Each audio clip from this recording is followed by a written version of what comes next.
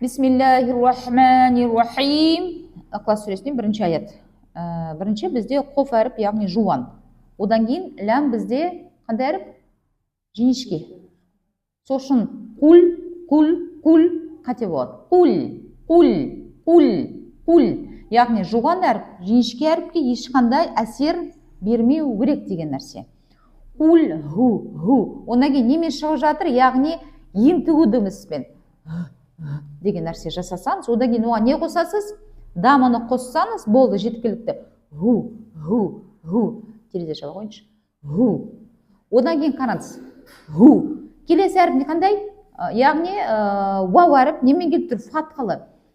Біз көпшілік Құран оқыған кезде жалпы ху вауды, яғни дыбысын шығармай, резкі неге көшеді?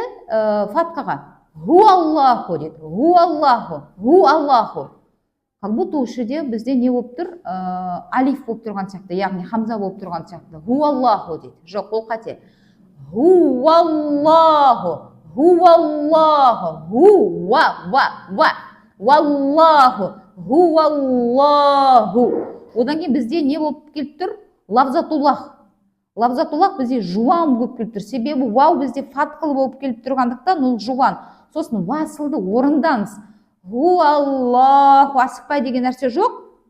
Ху Аллаху. Не істейміз? Ху Аллаху. Ахада. Енді ахада деген кезде ахада емес. Ентігі жоқ. Ахада емес. Әріп емес ол. Ахада. Яғни алқымның ортаңғы жағымен, яғни дыбыстаймыз. Ахада.